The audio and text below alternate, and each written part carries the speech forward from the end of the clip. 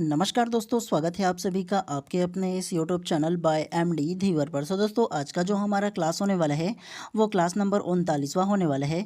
और आज की क्लास का जो हमारा विषय रहने वाला है वो सामान्य ज्ञान रहने वाला है।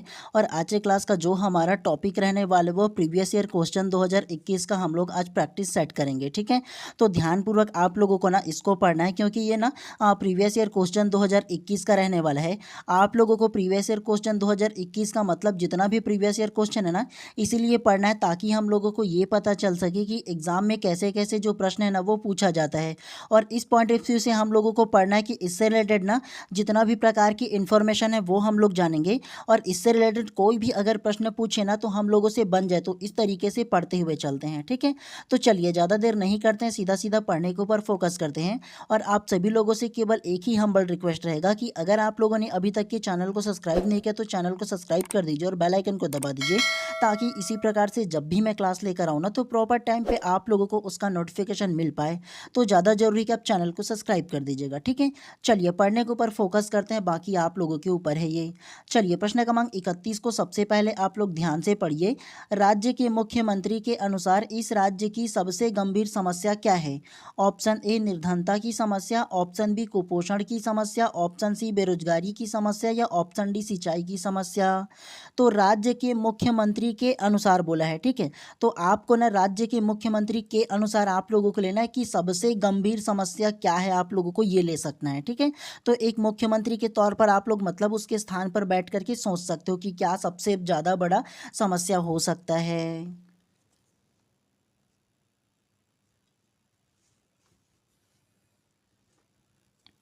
तो प्रश्न क्रमांक 31 का जो करेक्ट आंसर होगा ना वो ऑप्शन नंबर बी कुपोषण की समस्या करेक्ट हो जाएगा। कैसे? राज्य के मुख्यमंत्री के अनुसार इस राज्य की सबसे गंभीर समस्या क्या है? तो आप मान के चलो राज्य के मुख्यमंत्री के अनुसार आप उसके जगह बैठ कर के सोचो ना जी, कि मान के चलो अगर आप मुख्यमंत्री रहोगे तो सबसे बड़ा समस्या आप लोगों को क्या लगेगा? तो वो कुपोषण की समस्या सबसे बड़ा समस्या है। क्यों? क्योंकि कुपोषण जो रहेगा ना वो एक व्यक्ति में नहीं लाखों व्यक्ति को वो प्रभावित करेगा। कुपोषण मतलब क्या होगा? कुपोषण का मतलब ये है कि उसको उचित जो प्रोटीन है ना, खान पान है ना, मतलब स्वच्छ भोजन जो है वो नहीं मिल पाता है। तो वो क्या होता है, कुपोषण का शिकार हो जाता है, मतलब शरीर में दुबलापन आ जाता है ना, अन्य प्रकार की बीमारियां भी आ जाती है। तो वो सारी के सारी कुपोषण के अंतर्गत आ जाएगा। ठीक है, एकदम दुबले पतले एकदम हड्डी हो जाते हैं ना जी, हैं, तो उसे कुपोषण बोलेंगे। बाकी निर्धनता की समस्या तो हर राज्य में आप लोगों को देखने को मिलेगा, वो तो अलग ही है। उसके अलावा बेरोजगारी की समस्या भी जनरल है, रहता ही है। उसके अलावा सिंचाई की समस्या भी रहता है, लेकिन सबसे बड़ी जो समस्या होगा ना और सबसे गंभीर जो समस्या होगा वो कौन होगा? तो कुपोषण की समस्या सबसे गंभीर समस्या के रूप में देखा जाता है। बाकी ये तीनों के तीनों तो नॉर्मल है जी, देखो ना आप लोग, हमेशा ये नॉर्मल तरीके से आ सकता है, लेकिन ये सबसे गंभीर समस्या के अंतर्गत आएगा। तो इसीलिए प्रश्न क्रमांक 31 का जो करेक्ट आंसर है ऑप्शन नंबर बी जो है इसमें करेक्ट हो जाएगा। ठीक है, चलिए नेक्स्ट प्रश्न को पढ़ते हुए चलते हैं इसी अंदाज में। चलिए प्रश्न क्रमांक 32 को ध्यान से पढ़िए। वर्ष 2019-20 के लिए इस राज्य में धान का न्यूनतम समर्थन मूल्य क्या रहा है? ऑप्शन ए 2500 प्रति क्विंटल, ऑप्शन बी 1850 प्रति क्विंटल, ऑप्शन सी 1730 प्रति क्विंटल या ऑप्शन डी 2000 प्रति क्विंटल।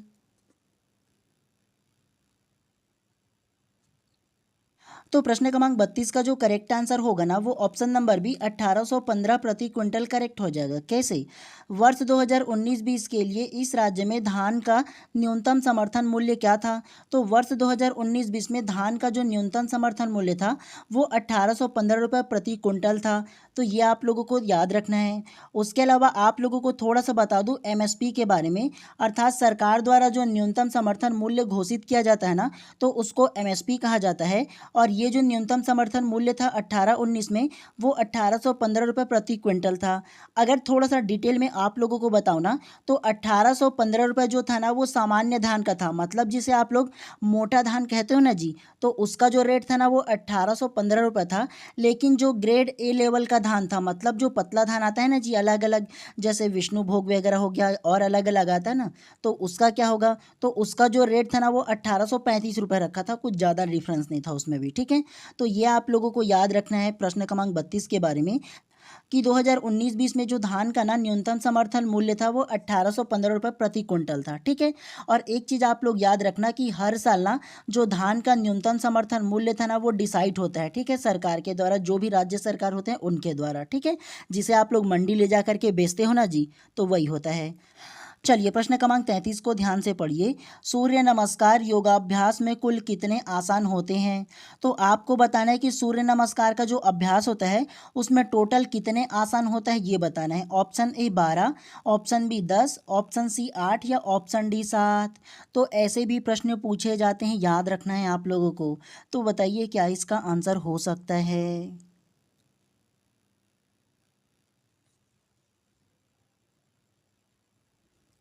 तो प्रश्न क्रमांक 33 का जो करेक्ट आंसर होगा ना वो ऑप्शन नंबर है 12, इसमें करेक्ट हो जाएगा। कैसे?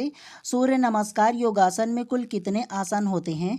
तो सूर्य नमस्कार योगासन जो होता है उसमें टोटल 12 आसन होते हैं, ये आप लोगों को याद रखना है इसके बारे में, ठीक है। मतलब सूर्य नमस्कार के लिए ना एक पूर्ण चक्र बनता होगा और ये जो चक्र है वो टोटल 12 चरण होते हैं, एक एक क्रम करके, ठीक है। तो आप लोग अगर सर्च भी करेंगे ना तो आप लोगों को मिल जाएगा ये, ठीक है। तो नाम मात्र आप लोगों को ना इसका जो नंबर है वो याद रखना है, एकदम नाम को याद रखने की आवश्यकता नहीं है, ठीक है। तो सूर्य नमस्कार योगासन में कुल कितने होते हैं? 12 होते हैं, तो ये आप लोगों को ध्यान रखना है इसमें। चलिए नेक्स्ट प्रश्न को पढ़ते हुए चलते हैं इसी अंदाज में अब। चलिए प्रश्न क्रमांक 34 को ध्यान से पढ़िए। विज्ञान शिक्षा में गुणात्मक परिवर्तन प्राप्त करने के लिए निम्नलिखित में से किसे अपनाने की आवश्यकता है? ऑप्शन ए कक्षा में अनुशासन बनाए रखना, ऑप्शन बी पाठ्य पुस्तक को अधिक महत्व देना, ऑप्शन सी खोजबीन कौशल को बढ़ावा देना या ऑप्शन डी रटने के कौशल को बढ़ावा देना।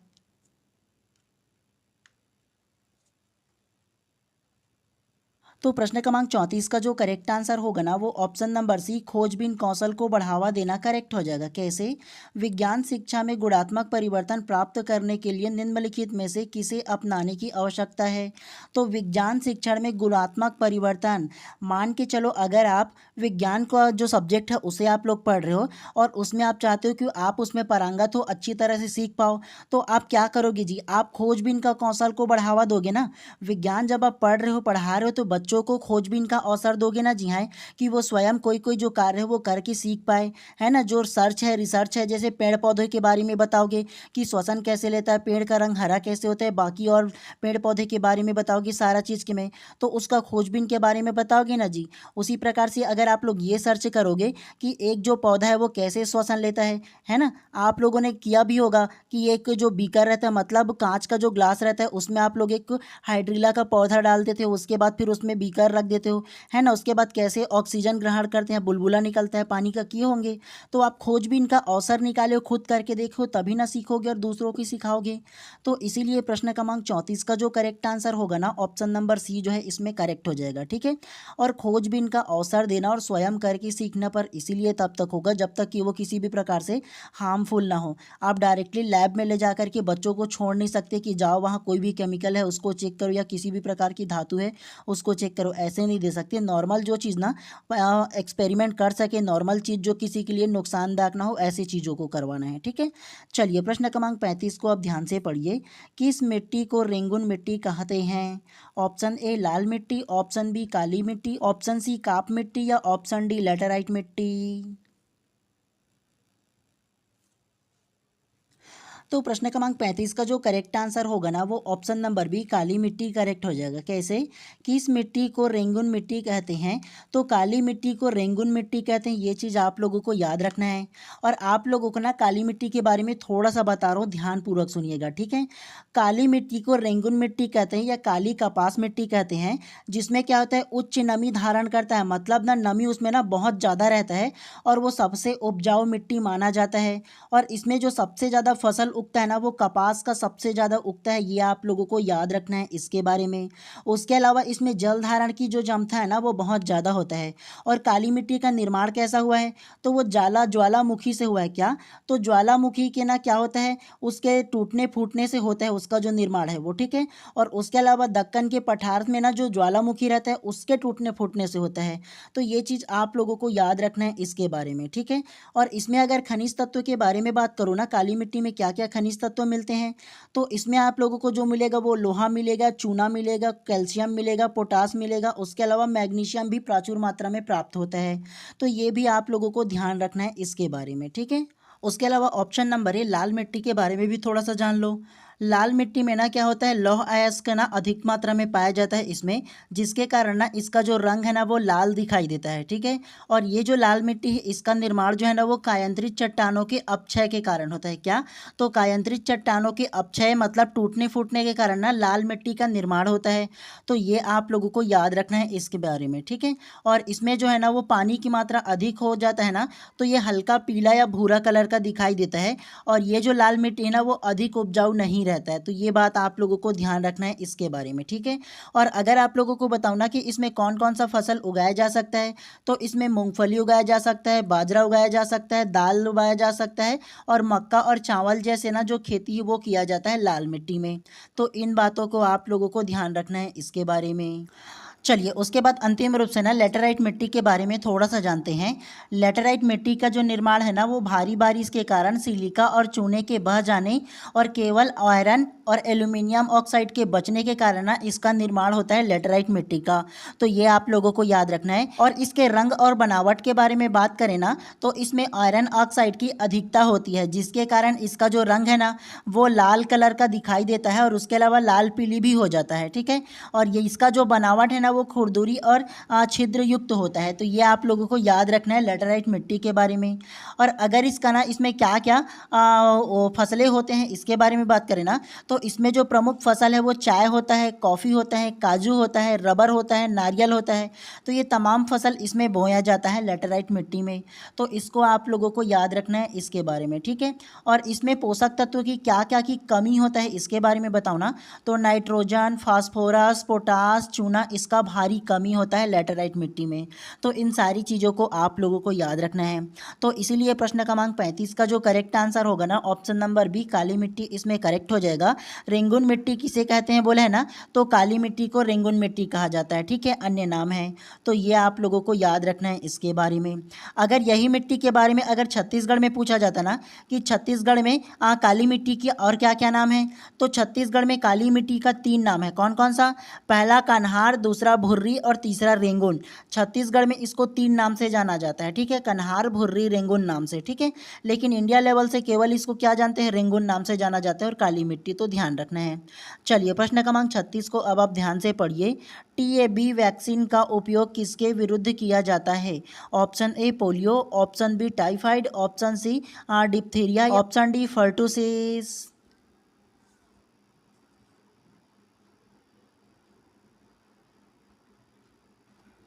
तो प्रश्न क्रमांक 36 का जो करेक्ट आंसर होगा ना वो option number B, typhoid, correct हो जाएगा। कैसे?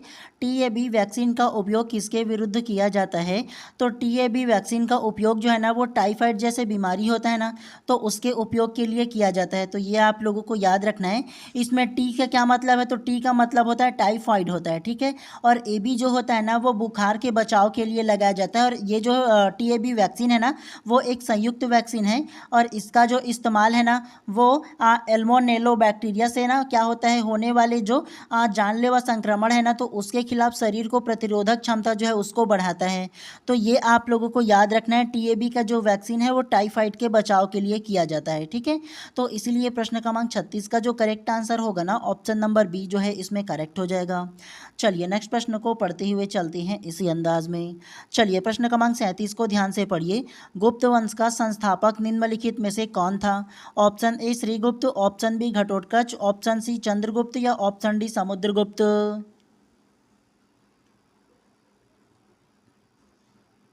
तो प्रश्न क्रमांक 37 का जो करेक्ट आंसर होगा ना वो ऑप्शन नंबर है श्रीगुप्त, इसमें करेक्ट हो जाएगा। कैसे? गुप्त वंश का संस्थापक निम्नलिखित में से कौन था? तो गुप्त वंश का संस्थापक जो था ना वो श्रीगुप्त था, ये आप लोगों को याद रखना है। और अपने जो क्लास है ना उसमें भी आप लोगों को गुप्त वंश के बारे में पढ़ा दिया हूँ। तो गुप्त वंश का संस्थापक कौन था? तो श्रीगुप्त गुप्त वंश का संस्थापक था। और इसकी स्थापना कब हुआ था? तो इसकी जो स्थापना है ना वो लगभग 240 ईस्वी में हुआ था। कब? तो 240 ईस्वी में इसकी स्थापना हुआ था। था, ये आप लोगों को याद रखना है, गुप्त वंश का।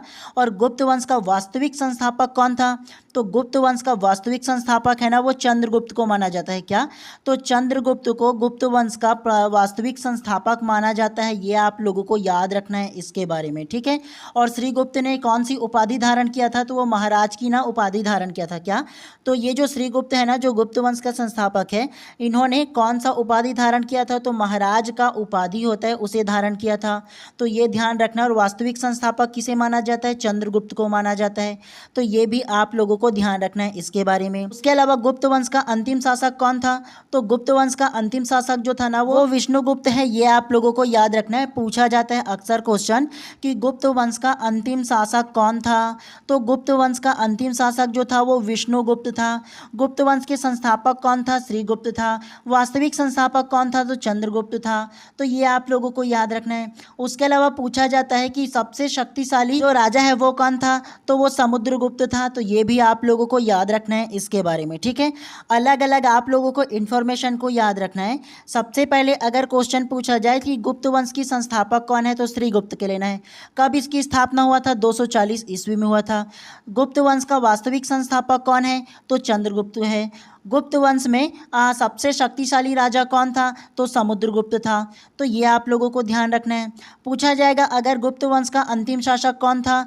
तो वो विष्णुगुप्त था। तो इतने सारे डाटा को एक प्रश्न में आप लोगों को याद रखना है, ठीक है। तो इसीलिए आप लोगों को प्रीवियस ईयर क्वेश्चन जो है वो पढ़ने की आवश्यकता होता है। अदरवाइज एक प्रश्न पढ़ना होता तो थोड़ी ना कराता जी, वो तो आप लोग रट सकते हो कहीं भी से कोई भी क्वेश्चन पेपर को पढ़ करके, लेकिन सारे डाटा को जानना है ना, तो इसीलिए आप लोगों को क्लास को देखना जरूरी होता है, ठीक है। चलिए प्रश्न क्रमांक 38 को आप ध्यान से पढ़िए। शाहजहां के द्वारा निम्नलिखित में से किसका निर्माण नहीं किया गया? Option A Lal Qila Delhi, option B Jama Masjid Delhi, option C Agra का किला आगरा, या ऑप्शन डी ताजमहल आगरा। तो प्रश्न क्रमांक 38 का जो करेक्ट आंसर होगा ना, वो ऑप्शन नंबर सी आगरा का किला आगरा इसमें करेक्ट हो जाएगा। कैसे? शाहजहां द्वारा निम्नलिखित में से किसका निर्माण नहीं किया गया? तो शाहजहां ने जिसका निर्माण नहीं करवाया था वो आगरा का किला आगरा जो है ना, इसका निर्माण नहीं करवाया था। बाकी लाल किला दिल्ली, जामा मस्जिद दिल्ली और ताजमहल आगरा, ये तीनों के निर्माण जो है ना वो शाहजहां ने करवाया था, ठीक है। तो आगरा का जो किला है उसका निर्माण शाहजहां ने नहीं करवाया था। अब आपके मन में सवाल आएगा कि इसका निर्माण अब किसने करवाया था? तो आगरा के किले का जो निर्माण है ना, वो मुगल बादशाह अकबर ने करवाया था। कब करवाया था? तो वो 1565 में करवाया था। ये आप लोगों को याद रखना है कि 1565 में ना आगरा का किला का निर्माण करवाया था अकबर ने। और ना उन्होंने 4000 कारीगरों से ना काम करवाया था। कितना? तो 4000 कारीगर जो है वो मिल करके लगभग कब बनवाया था? तो 1565 में बनवाया था और 8 साल तक की कंटिन्यू वो बना था, ठीक है। और कब ये बन करके तैयार हुआ था? तो 1573 में ये बन करके कंप्लीट हुआ था। तो ये आप लोगों को याद रखना है इसके बारे में, ठीक है। और इसका निर्माण कौन करवाया था? तो अकबर ने करवाया था। तो ये आप लोगों को ध्यान रखना है। और अगर आप लोगों को ना ये जो मुगल है ना, तो उनको बारे में बताओ ना, मुगलों के बारे में। तो सबसे पहले भारत में जो मुगल बादशाह आया था वो बाबर आया था। और बाबर जो है ना वो 1526 में, कब? तो 1526 में पानीपत का प्रथम युद्ध लड़ा था। किसके साथ? तो इब्राहिम लोदी के साथ लड़ा था। और भारत में ना इब्राहिम लोदी को हरा करके भारत में मुगल साम्राज्य की स्थापना किया था 1526 में। तो ये आप लोगों को याद रखना है इसके बारे में। और मुगल बादशाह कौन कौन जो है वो भारत में शासन किया? तो सबसे पहले बाबर, हुमायूं, अकबर, जहांगीर, शाहजहां, औरंगजेब। और औरंगजेब के जो वंशज है ना, जैसे उसके भाई वगैरह थे, दारा शिकोह, मुनीर, तो अलग अलग ये सारे लोग थे ना, तो इनके बीच फूट पड़ते गए और धीरे धीरे फिर मुगल वंश की क्या हुआ? खत्म हो गया था, ठीक है। तो ये सारे नाम को याद रखना है। सबसे पहले बाबर, हुमायूं, अकबर, जहांगीर, शाहजहां, औरंगजेब। तो ये अलग अलग जो प्रमुख जो ना शासक थे उनका नाम को याद रखना है। खासतौर से इसमें सीरीज पूछा जाता है। कैसे? तो आप लोगों को ना एक तरफ से 4 से 5 नाम दे दिया जाएगा। सबसे पहले आप लोगों को दे दिया जाएगा बाबर, हुमायूं, अकबर, जहांगीर, शाहजहां, ऐसे करके दे दिया जाएगा। और एक तरफ आप लोगों को क्या दिया जाएगा? उसका सन दे दिया जाएगा। और बोला जाएगा कि इसको क्रम वाइज जमाइए या सन वाइज जमाइए। या तो केवल अगर नाम को देंगे ना, तो आप लोगों को बोलेंगे कि इसमें क्रम वाइज जमाइए बोल करके, सबसे पहला से लेकर के सबसे लास्ट तक की। तो ऐसे भी आप लोगों को याद रखना है। पहला बाबर, हुमायूं, अकबर, जहांगीर, शाहजहां, औरंगजेब। तो ये सीरीज को आप लोगों को ध्यान रखना है, ठीक है। चलिए चलिए नेक्स्ट प्रश्न को पढ़ते हुए चलते हैं इसी प्रकार से। अब चलिए प्रश्न क्रमांक 39 को ध्यान से पढ़िए। कारों में ड्राइवर की सुरक्षा के लिए उपयोग किए जाने वाले एयरबैग में होता है option A sodium azide, option B sodium carbonate, option C sodium hydroxide या ऑप्शन डी सोडियम नाइट्राइट। तो क्या इसका आंसर होगा? तो प्रश्न क्रमांक 39 का जो करेक्ट आंसर होगा ना वो option number A sodium azide correct हो जाएगा। कैसे? कारों में ड्राइवर की सुरक्षा के लिए उपयोग किए जाने वाले एयरबैग में होता है। तो आप लोगों ने देखा होगा जो कार होता है उसका जो स्टेयरिंग होता है, स्टेयरिंग के बीच में जस्ट आप लोगों ने देखा होगा उसका एयरबैग लगा हुआ होता है जो ड्राइवर की सीट होता है वहीं पर, ठीक है। और जब किसी प्रकार की दुर्घटना होता है ना, बोनट वगैरह में जरा से भी धक्का वक्का पड़ता है ना थोड़ा सा भी ज़्यादा, तो तुरंत ही उसका एयरबैग जो है ना वो तुरंत खुल जाता है। तो एयरबैग में कौन सा गैस भरा हुआ रहता है? तो वो सोडियम एजाइड नामक जो गैस है ना वो भरा हुआ रहता है। जरा सा ही शॉक पड़ने पर क्या होता है, तुरंत ही एयरबैग खुल जाता है और ड्राइवर की क्या करता है, सुरक्षा करता है, ठीक है। और अभी तो कार में इस प्रकार से फीचर आ गया कि चारों तरफ उसका एयरबैग लगता है, ठीक है। मतलब चारों तरफ ऐसे प्रोटेक्शन के लिए एयरबैग लगता है। अभी देखने होंगे टेक्नोलॉजी इस प्रकार से हो गया है। तो ये आप लोगों को याद रखना है, कारों की जो एयरबैग में लगता है वो सोडियम एजाइड नामक जो गैस है वो भरा जाता है। तो ये चीज़ आप लोगों को ध्यान रखना है इसके बारे में, ठीक है। ये नॉलेज छोटा छोटा जो है ना वो आप लोगों के पास होना चाहिए, ठीक है। क्रमांक 40 को ध्यान से पढ़िए। किस आयु में एनईपी 2020 के अनुसार बच्चों को औपचारिक रूप से शिक्षा आरंभ कर देते हैं? ऑप्शन ए चौथे वर्ष, ऑप्शन बी पाँचवें वर्ष, ऑप्शन सी छठे वर्ष या ऑप्शन डी उपरोक्त में से कोई नहीं।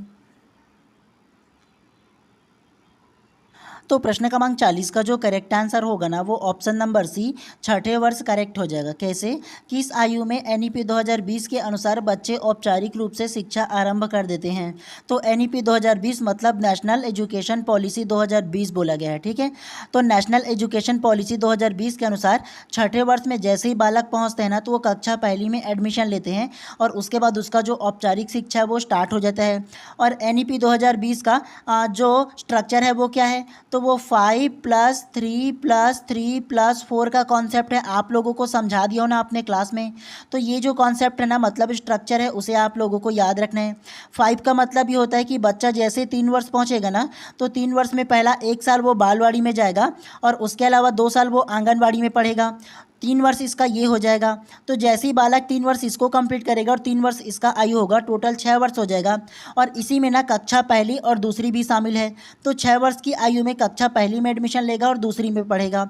तो इस प्रकार से 5 ये हो जाएगा कि 1 साल बालवाड़ी, 2 साल आंगनवाड़ी और 1 साल पहली और 1 साल दूसरी करके टोटल 5 साल हो जाएगा। और ये जो 5 साल है ना वो फाउंडेशन स्टेज कहलाता है। उसके अलावा 3 जो होगा वो क्या होगा, वो तीसरी, चौथी, पाँचवीं हो जाएगा और इसे प्रीपैरेटरी स्टेज कहा जाता है। तो इसे आप लोगों को याद रखना है। उसके अलावा तीसरा ये जो है ना वो क्या कहलाएगा, वो मिडिल स्टेज कहलाएगा। इसमें 6वीं, 7वीं और 8वीं पढ़ेगा जो बालक है वो, है ना। उसके बाद फिर ये क्या है, 4 का कॉन्सेप्ट है। 4 में क्या होगा, तो ये 9वीं, 10वीं, 11वीं और 12वीं 4 क्लास इसमें पढ़ेगा। और ये सेकेंडरी स्टेज कहलाता है। ये आप लोगों को याद रखना है। पहला स्टेज है वो क्या कहलाएगा, फाउंडेशन स्टेज कहलाएगा। दूसरा स्टेज जो है ना वो प्रीपैरेटरी स्टेज कहलाता है। तीसरा स्टेज जो है वो ना वो मिडिल स्टेज कहलाता है। और चौथा जो स्टेज है वो सेकेंडरी स्टेज कहलाता है। तो ये चारों स्टेज का नाम और कितना कितना क्लास इसमें होता है ये आप लोगों को याद रखना है। अक्सर इसमें से क्वेश्चन पूछा जाता है। तो इसीलिए प्रश्न क्रमांक 40 का जो करेक्ट आंसर है ऑप्शन नंबर सी जो है इसमें करेक्ट हो जाएगा। चलिए प्रश्न क्रमांक 41 को ध्यान से पढ़िए। सुभाष चंद्र बोस ने निम्नलिखित में से किस राजनीतिक दल की स्थापना की थी? Option A Samajwadi Party, option B Republican Party, option C Akhil Bharatiya Kisan सभा या ऑप्शन डी फॉरवर्ड ब्लॉक। तो प्रश्न क्रमांक 41 का जो करेक्ट आंसर होगा ना वो option number D forward block correct हो जाएगा। कैसे? सुभाष चंद्र बोस ने निम्नलिखित में से किस राजनीतिक दल की स्थापना की थी? तो सुभाष चंद्र बोस ने जिस राजनीतिक दल की स्थापना किया था वो फॉरवर्ड ब्लॉक था।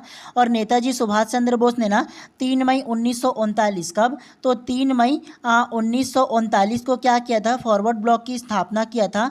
और सबसे पहले ना 22 जून 1939 को मुंबई में क्या किया था, इसका जो सभा है ना उसका जो अधिवेशन है वो संविधान के कार्यक्रम को अपनाने के लिए किया था। ठीक है, तो ये आप लोगों को याद रखना है इसके दौरान जो किया था वो। और मेन आप लोगों को जो याद रखना है ना, वो फॉरवर्ड ब्लॉक की स्थापना किया था 3 मई 1939 को, केवल इतना आप लोगों को याद रखना है। ठीक है, तो इसीलिए प्रश्न क्रमांक 41 का जो करेक्ट आंसर होगा ऑप्शन नंबर डी जो है इसमें करेक्ट हो जाएगा। चलिए नेक्स्ट प्रश्न को पढ़ते हुए चलते हैं। आप लोगों के लिए ना एक कूट वाला प्रश्न है, तो इसको आप ध्यान से पढ़िएगा। चलिए प्रश्न क्रमांक 42 को ध्यान से पढ़िए। संसदीय शासन के संदर्भ में क्या सही है? पहला दिया है राष्ट्रपति संवैधानिक प्रमुख है, दूसरा दिया है मंत्रिमंडल वास्तविक प्रधान है, तीसरा राष्ट्रपति का पद निर्वाचित है, चौथा मंत्रिपरिषद में सामूहिक उत्तरदायित्व है, पांचवा प्रधानमंत्री संसद के किसी भी सदन के सदस्य हो सकता है, और छठा राज्यसभा का एक सदस्य लोकसभा के बहुमत दल का नेता निर्वाचित हो सकता है, सातवां प्रधानमंत्री का नेतृत्व है। ऑप्शन ए 1, 2, 5, 6, ऑप्शन बी 2, 3, 4 और 6, ऑप्शन सी 1, 2, 4 और 6, ऑप्शन डी 1, 2, 3 और 5।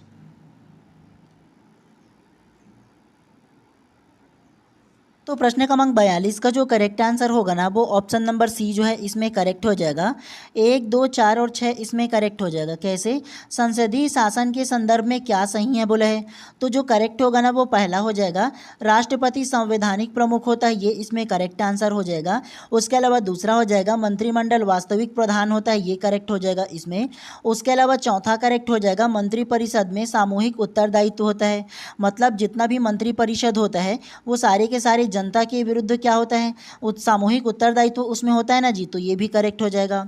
उसके अलावा छठवां करेक्ट हो जाएगा, राज्यसभा का एक सदस्य लोकसभा के बहुमत दल का नेता निर्वाचित होता है, तो ये भी इसमें करेक्ट हो जाएगा। उसके अलावा जो गलत हो जाएगा वो कौन सा होगा, तीसरा हो जाएगा। कैसे?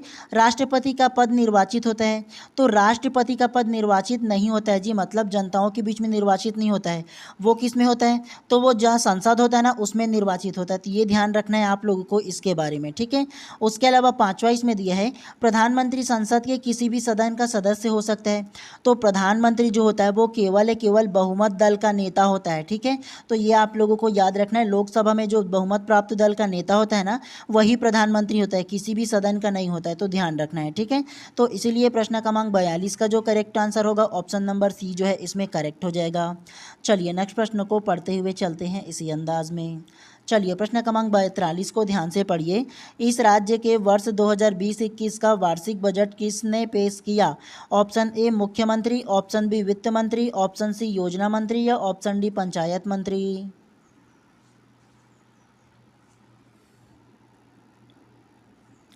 तो 43 का जो करेक्ट आंसर होगा ना वो ऑप्शन नंबर बी वित्त मंत्री करेक्ट हो जाएगा। कैसे? इस राज्य के वर्ष 2020-21 का वार्षिक बजट किसने पेश किया? तो कोई भी राज्य हो उस राज्य का जो वार्षिक बजट है वो कौन पेश करता है, तो वो वित्त मंत्री ही ना पेश करेगा जी, चाहे वो राज्य का हो चाहे वो सेंट्रल का हो, है ना, देश का, तो वो कौन पेश करता है, तो वित्त मंत्री पेश करता है ना। तो इसीलिए आप लोगों को याद रखना है, जैसे कि हमारे भारत में जो प्रत्येक वर्ष वार्षिक बजट जो पेश करते हैं वो कौन करता है, तो वित्त मंत्री करता है, और वर्तमान में वित्त मंत्री कौन है, तो वो निर्मला सीतारमण है, तो वो पेश करते हैं। आप लोगों को पता होगा इसके बारे में, है ना, तो ये आप लोगों को याद रखना है। और छत्तीसगढ़ का वित्त मंत्री कौन है, तो ओपी चौधरी है, तो वो पेश करता है। आप लोगों ने देखा होगा अभी 2026 का भी पेश किया था मार्च माह में, है ना, तो इसीलिए आप लोगों को ध्यान रखना है इसके बारे में भी। ठीक है, चलिए नेक्स्ट प्रश्न को पढ़ते हुए चलते हैं इसी प्रकार से। प्रश्न क्रमांक 44 को ध्यान से पढ़िए। इस राज्य के अक्षांशीय जिलों में किसे शामिल नहीं किया गया है? Option A Korba, option B Rajnandgaon, option C Mahasamund या ऑप्शन डी जांजगीर चांपा।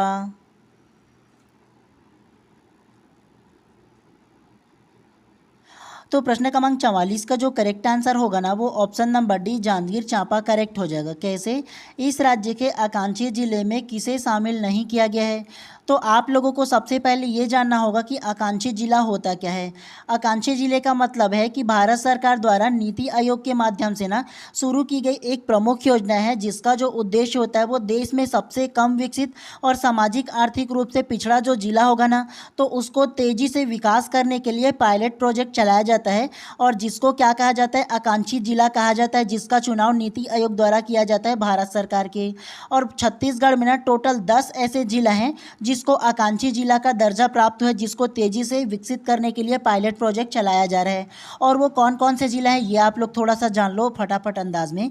सबसे पहला जो होगा वो दंतेवाड़ा पहला, दूसरा बस्तर, तीसरा कांकेर, चौथा कोरबा, पांचवा महासमुंद, छठवां राजनांदगांव, सातवां बीजापुर, आठवां नारायणपुर और नौवां सुकमा और 10वां कोंडागांव। तो ये 10 अलग अलग जो जिला है ना उसे आकांक्षी जिले के नाम पे उसको पायलट प्रोजेक्ट चलाया जा रहा है, जिसके अंतर्गत ना उसको तेजी से विकसित करने के लिए इसका उद्देश्य होता है। ठीक है, तो ये आप लोगों को ध्यान रखना है इसके बारे में।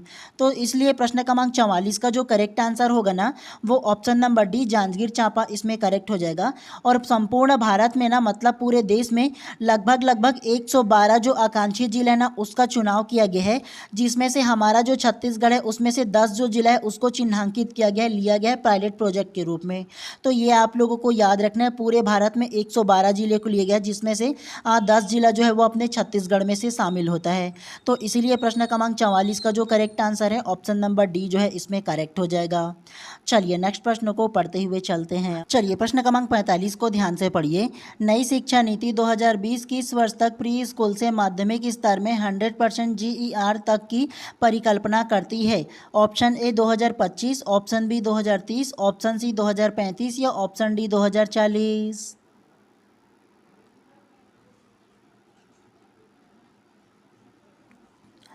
तो प्रश्न क्रमांक 45 का जो करेक्ट आंसर होगा ना वो ऑप्शन नंबर बी 2030 करेक्ट हो जाएगा। कैसे? नई शिक्षा नीति 2020 किस वर्ष तक प्री स्कूल से माध्यमिक स्तर में 100% जीईआर की कल्पना करती है?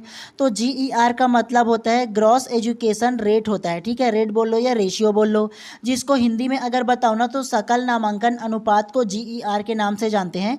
जिसमें क्या है, जिसमें प्री स्कूल से ना लेकर के माध्यमिक स्कूल तक की जो स्तर है ना जिसमें एडमिशन का रेशियो है वो 2030 तक की 100% रखने का लक्ष्य रखा गया है।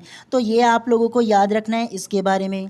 तो इसीलिए प्रश्न क्रमांक 45 का जो करेक्ट आंसर होगा ना ऑप्शन नंबर बी जो है इसमें करेक्ट हो जाएगा। चलिए प्रश्न क्रमांक 46 को ध्यान से पढ़िए। निम्नलिखित में से कौन प्रयोजनावादी दर्शन का अनुयायी नहीं है? Option A William James, option B John Dewey, option C Pestalozzi या option D William Heard Kilpatrick. तो क्या इसका आंसर हो सकता है?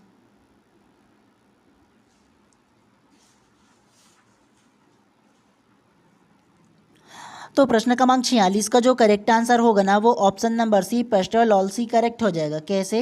निम्नलिखित में से कौन प्रयोजनावादी दर्शन का अनुयायी नहीं है?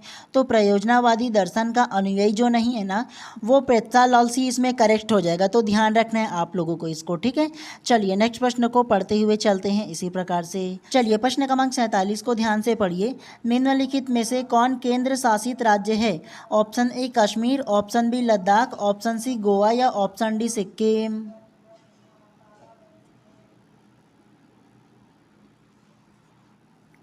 तो प्रश्न क्रमांक 47 का जो करेक्ट आंसर लिया गया है ना वो ऑप्शन नंबर बी लद्दाख को इसमें करेक्ट आंसर लिया गया है व्यापम के द्वारा। और इसमें क्या बोला है, निम्न में से कौन सा केंद्र शासित राज्य है? तो केंद्र शासित जो राज्य है वो लद्दाख को लिया गया है। लेकिन अभी के परिप्रेक्ष्य में देखोगे ना तो कश्मीर भी क्या है, मतलब जम्मू कश्मीर क्या है, ये भी एक केंद्र शासित प्रदेश है और लद्दाख भी केंद्र शासित प्रदेश है। लेकिन व्यापम के द्वारा ऑप्शन नंबर बी को ही इसमें करेक्ट आंसर लिया गया है। तो अगर आप लोगों को केंद्र शासित प्रदेश के बारे में कुछ बताओ ना तो 31 अक्टूबर 2019 को क्या किया गया था, जम्मू कश्मीर और उसके अलावा ना जो लद्दाख है दोनों को ना अलग अलग केंद्र शासित प्रदेश बना दिया गया था। ठीक है, तो ये आप लोगों को याद रखना है इसके बारे में, जिसमें जम्मू कश्मीर भी केंद्र शासित प्रदेश होगा और लद्दाख भी होगा। तो इसमें से कोई एक ऑप्शन जो दिया जाएगा ना उसको लेना, दोनों आप कभी नहीं दिया जाएगा। ठीक है, तो ये ध्यान रखना आप लोग। चलिए नेक्स्ट को पढ़ते हुए चलते हैं इसी प्रकार से। चलिए प्रश्न क्रमांक 48 को ध्यान से पढ़िए। मैग्नीज का उत्पादन किस राज्य में सबसे अधिक होता है? Option A Madhya Pradesh, option B Chhattisgarh, option C Orissa या ऑप्शन डी आंध्र प्रदेश।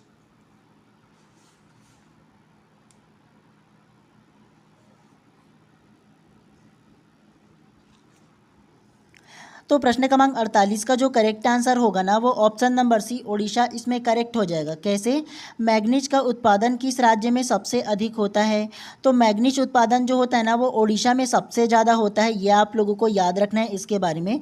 और यहाँ से लगभग 40 से 50% तक की ना जो मैग्नीज है उसका उत्पादन किया जाता है। और ये जो ओडिशा उसके प्रमुख जिले के बारे में बात करूँ ना जहाँ से मैग्नीज उत्पादन होता है तो वो क्योंझर हो जाएगा, सुंदरगढ़ हो जाएगा और रायगढ़ हो जाएगा। इन 3 जिलों से सबसे अधिक ना जो मैग्नीज है वो निकाला जाता है। तो ये आप लोगों को याद रखना है इसके बारे में, ठीक है। चलिए नेक्स्ट प्रश्न को पढ़ते हुए चलते हैं इसी प्रकार से। अब चलिए प्रश्न क्रमांक 49 को अब ध्यान से पढ़िए। निम्नलिखित में से कौन शासकीय कर्मचारी है जो राष्ट्रपति द्वारा नियुक्त किया जाता है? पहला करके दिया है नियंत्रक महालेखा परीक्षक, दूसरा संघ लोक सेवा आयोग का अध्यक्ष, तीसरा सर्वोच्च न्यायालय के न्यायाधीश और चौथा उच्च न्यायालय के न्यायाधीश। ऑप्शन ए 1, ऑप्शन बी 1 और 2, ऑप्शन सी 1 2 3 या ऑप्शन डी 1 2 3 4।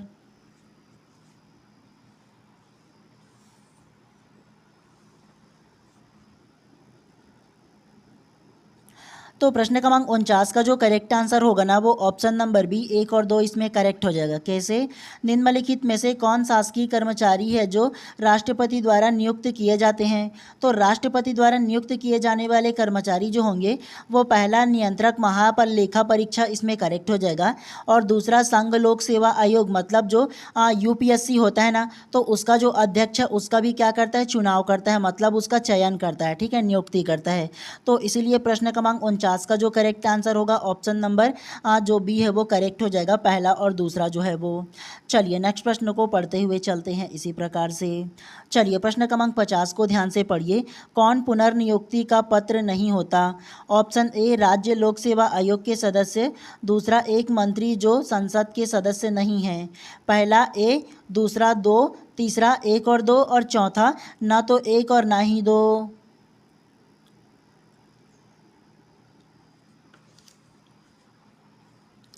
तो प्रश्न क्रमांक 50 का जो करेक्ट आंसर होगा ना वो ऑप्शन नंबर डी ना तो 1 और ना ही 2 इसमें करेक्ट हो जाएगा। कैसे? कौन पुनर्नियुक्ति का पत्र नहीं होता? तो पुनर्नियुक्ति का जो पत्र है ना वो पहला भी नहीं होता और दूसरा भी नहीं होता।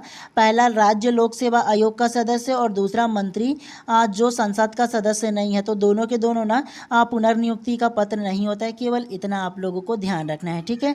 तो आप लोगों का जो ना pre B Ed entrance exam और pre D Ed entrance exam का जो क्वेश्चन पेपर होता है सामान्य ज्ञान का, उसमें टोटल 20 प्रश्न ही पूछा जाता है। प्रश्न क्रमांक 31 से लेकर के 50 तक की इसका जो प्रश्न है वो रहता है। तो 20 प्रश्न को आप लोगों को अच्छे से पढ़ना। और आप लोगों का 2021 का जो क्वेश्चन पेपर है ना केवल ऐसे ही पूछा गया था। और इसमें आप लोगों ने देखा होगा केवल मात्र 2 ही जो क्वेश्चन है ना वो कूट आधारित पूछा गया था, बाकी सिंगल लाइनर पूछा गया था, ठीक है। तो आप लोगों को केवल इतना ही पढ़ना था। और अभी की डेट में ना कूट आधारित प्रश्न पूछा जा रहा है। तो आपको क्या करना है, आप लोगों को केवल ना ज़्यादा से ज़्यादा जो डाटा है इन्फॉर्मेशन है वो कलेक्ट करके रखना है। उसके अलावा कोई भी दिक्कत नहीं होगा आप लोगों को, ठीक है। क्योंकि 4-5 प्रश्न को मिला करके एक प्रश्न अभी कूट आधारित बनाया जा रहा है खुद से। तो ये आप लोगों को नहीं सोचना है कि कूट में प्रश्न लाओ। खुद से ज़्यादा डाटा जो है वो आप लोग कलेक्ट करके रखना, ज़्यादा से ज़्यादा इन्फॉर्मेशन को। तो आराम से आप लोगों का कूट में भी पूछेगा तो बन जाएगा, ठीक है। चलिए आप सभी लोगों का दिन शुभ एवं मंगलमय हो। केवल इतना ही पढ़ना था। और अब आप लोगों का ना जो इंपॉर्टेंट टॉपिक है ना उसका मैराथन क्लास लेकर के आऊँगा, ठीक है। इससे ज़्यादा प्रीवियस ईयर क्वेश्चन पढ़ने की आवश्यकता नहीं है आप लोगों को।